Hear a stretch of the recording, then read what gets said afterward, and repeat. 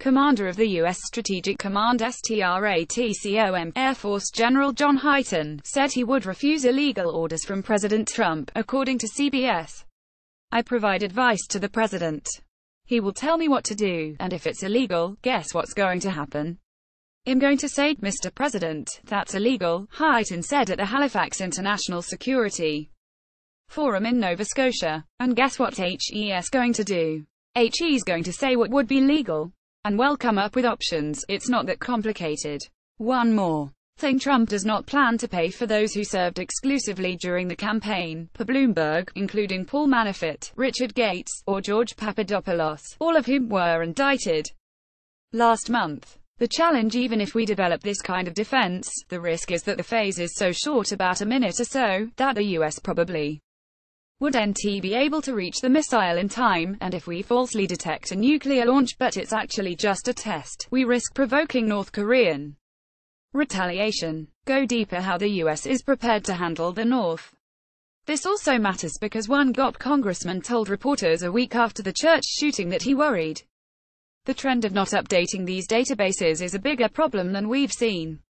Lawmakers who support the bill, Democratic Sense Murphy, Jeanne Shaheen, Richard Blumenthal, and Dianne Feinstein, and GOP Sense John Cornyn, Orrin Hatch, Tim Scott, and Dean Heller.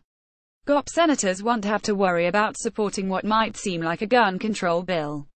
As Chris Cox of the NRA said in a statement to The Atlantic, "We applaud Sen. John Cornyn's efforts to ensure that the records of prohibited individuals are entered into NICS. The National Rifle Association has long supported the inclusion of all legitimate records in the National Instant Criminal Background Check system. But its main setback from passing is getting support from congressional leadership." Mitch McConnell's spokesman told The Atlantic they're reviewing the bill, but some worry this legislation could stall in Congress like other attempts at gun legislation. Go deeper: all the people who can't legally purchase a gun. A teenager was sentenced to 23 years in prison after sexually assaulting a boy at a daycare center. Moore argued that the court was stepping into the shoes of the legislature, and that one of the two sodomy laws used to convict him wasn't applicable to his case.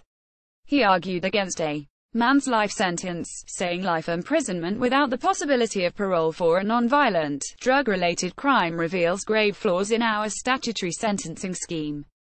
A lawyer that worked with Moore told The Times he had no love for criminals, but he believed that every defendant was entitled to the due process of law.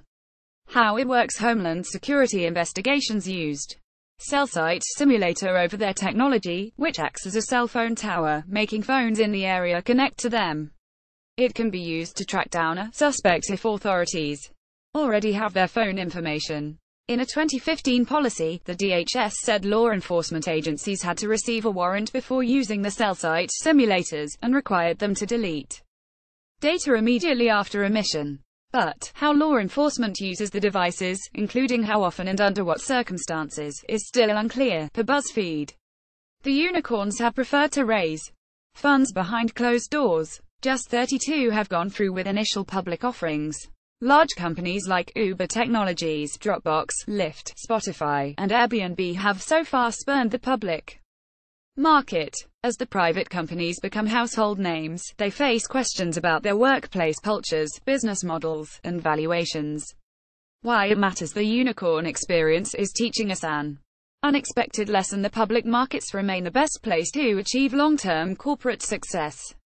Positive impact of scrutiny and disclosure for some unicorns. Public disclosures leading up to the IPO have revealed underlying business issues, problems that had been hidden away. President Trump's taunting of Senator Frank and Al Frankenstein for an accusation of sexual harassment, while maintaining a restrained response to the Roy Moore revelations, is re-raising past questions about the president's own treatment of women. As one prominent figure after another takes a dive, the question remains: why not Trump? App asks. The charges leveled against him emerged in the supercharged thick of the 2016 campaign, when there was so much noise and chaos that they were just another episode for gobsmacked voters to try to absorb. The president, who rarely sits out a feeding frenzy, is selectively aiming his Twitter guns at those under scrutiny. Trump has been largely mum as Washington Republicans try to figure out what to do about Moore. The response. At yesterday's White House briefing, Sarah Sanders said the American people, I think, spoke very loud and clear when they elected this president. I think in one case, specifically, Senator Franken has admitted wrongdoing, and the president hasn't. I think that's a very clear distinction. Following the disaster of Hurricane Maria, more than 168,000 Puerto Ricans have fled to Florida, according to the New York Times. Why it matters: Puerto Ricans could tilt Democratic, according to the Times, and thousands of them voting in Florida could impact a crucial swing state in presidential elections. There are well over 1 million Puerto Ricans living in Florida as of this year, compared to less than 500,000 in 2000, the NYT reports.